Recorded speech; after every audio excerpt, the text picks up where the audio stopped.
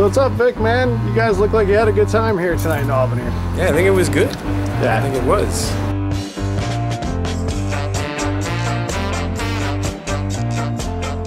26 years as a band. Yeah. It's coming on 26 now. Yeah. Yeah. So, I mean, you guys are a lot older than you look, probably. So they say. I mean, I started the band when I was about 2.5. Right. And then, you know, so it's like, you know, being 28.5, it is tough. It is Yeah. I was thinking probably like just hitting 30. Just. Yeah, I mean, really, it's just around the corner. Yeah. I don't know what to expect. Yes. It does make you feel like a man when you turn 30, yeah. This is what I hear. Now, if you weren't in the band, you weren't rocking and rolling and doing your thing all the time, what do you think you'd be doing, man, besides music? Is there anything? Yeah, I don't know. Well, where do you think you'd be? I think I'd be trying to please a very wealthy woman. I think that's what I'd be doing. Yes, yes, absolutely. Now, I think the last thing that you guys put out, that was the self-titled, right? Yeah, it was kind of unplanned, self-titled. We got to the point where we just could not agree, and strangely enough, it's like I had 3 or 4 good ideas, and everybody had a few good ideas for a title, and nobody could agree. I said, well, you know, we can do it. Let's just do the self-titled album and say, you know, who cares?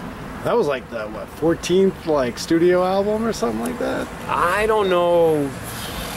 I think I counted. It was somewhere It somewhere might be around like the 14th album, but the studio album, I think it's like the 9th or something. something like that. It's yeah. a lot. I mean, it's more than I thought we would make as a band. Yeah. Let's say that, to be honest. Yeah.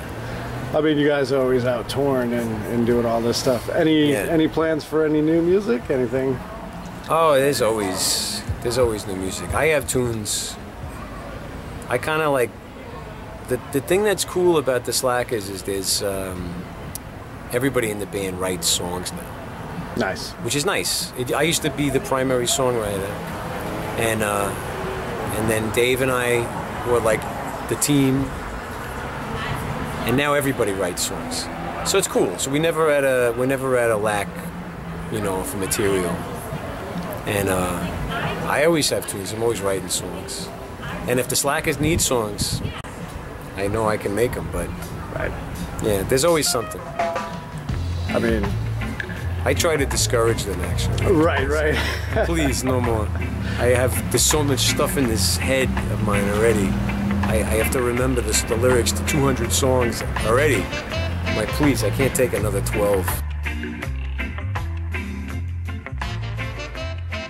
But it was, you know, even tonight I was having a conversation with a guy that was like, you know, oh, I'd love to have a ska fest, you know, in Albany or New York or something. And, you know, you guys, you'd fit it would be so great. And I'm like, yeah, I don't know. I'm like, I love ska. Right. I love reggae. But if you put all the ska bands and reggae bands that are around in the same room with me, I have to admit, I don't like most of them. Right. As music, you know? And I'm not saying as people, they're great people. And I love reggae and I love ska. But I'm like, I'm not really sure. There's a few bands I feel real love and appreciation for. Right.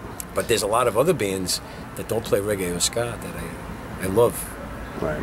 And I think we try to strive to just be great music. Yeah. You know? Yeah, absolutely. Yeah. The ska like comes in waves, and I don't even know which wave it was that you guys got on, but you're kind of like riding that wave. We're just riding a working. wave. Yeah. Well, we just wanted to play. We wanted to play what we like to hear. Right. And that's that simple. You know, it's just that simple. You know, and I like old ska, so I'm gonna play it. I like old rock and roll. Yeah. I like 50s blues. Any guilty pleasures? Anything that people would I'm be... not guilty about anything. But I mean, like, music or bands that people would be surprised, like, oh my God, I can't believe, you know, mix into that. If they don't like it and they tell me, oh, that's terrible that you like that, I say, really? I say, you know, maybe you should try it. Anything we got coming up? Looking forward to? What do we got going on? We got Slackers Boat Cruise coming up. Nice. We got, I don't know what the hell's going on. Boat cruises are the best, though. Yeah, man. They really we're are. busy, man. Because nobody can leave. That's the thing. Right, like, once you're on it, you're on it. And if you don't want to be there, you shouldn't come. You're right. Because man, you're stuck. I got stuck on a boat one time with. Oh my God! Like, I'm not really for this cruise thing. Don't send me out on a boat for a few days. I like to go to a bookstore. I like to go get some Chinese food. I like to cook. You know. Any recs, any recommendations, any bands that you've been listening to that you think people should be... Today I heard a guy that was really, really cool. It was a really cool record. Kevin Morby? Is that his name, Kevin Morby? Yeah, and maybe a crazy song that sounded like Dylan. It was called like...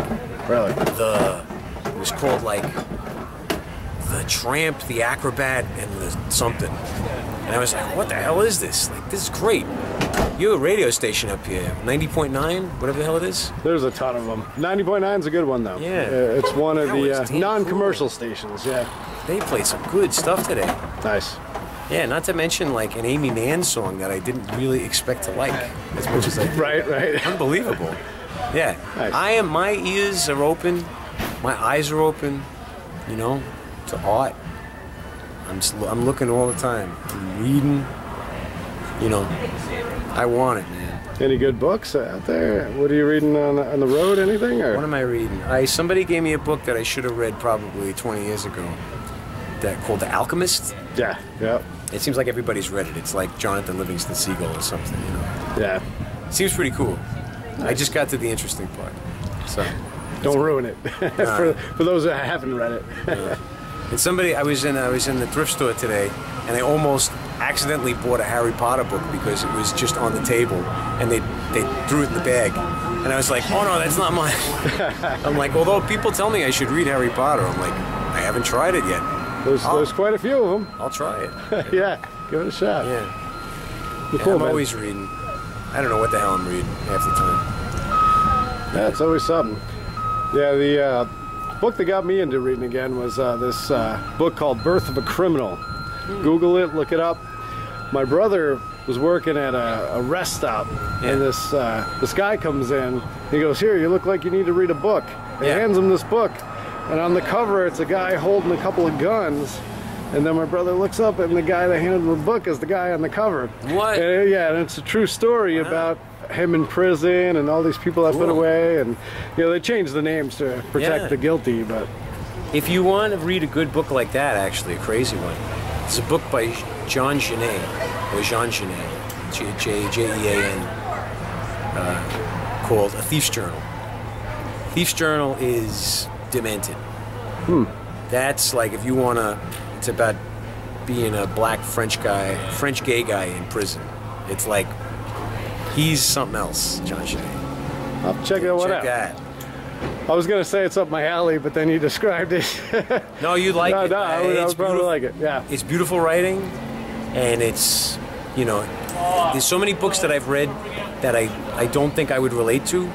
Right. Recently I read read part of a book by this chick, Kate Moran. You'd probably be really pissed if I called her a chick.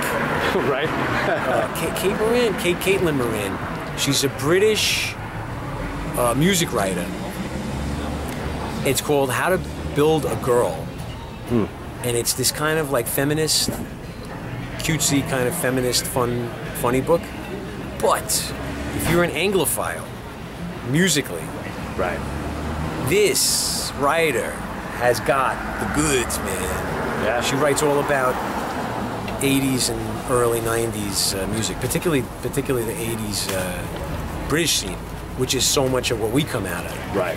She writes about Dexy's Midnight Runners and the Jam, and she's there when the Manchester scene is happening, like all the things that I'm like, I wonder what English kids were thinking in the late 80s. Now there she is. She was a writer by the time she was 16 years old for some little independent music press in London. Check that out. Really, really cool. Yeah. I appreciate the rec. When the book was recommended to me, it was like, don't pay attention to the title. And, it sucks because you have to put like a book cover on it. Right. Otherwise, everybody in the Slack is all the guy. What are you reading? Yeah. How to Build a Girl. What the hell is this? You know? Well, Unless it's kinky, they don't want to know. yeah, no, that sounds like those guys. Well, cool, man. A lot of people still sing along to the songs, man. They loved it. They had a great time tonight. Anything you'd say to the fans out there? I don't know. Don't judge me. Yeah. Excellent. Cool.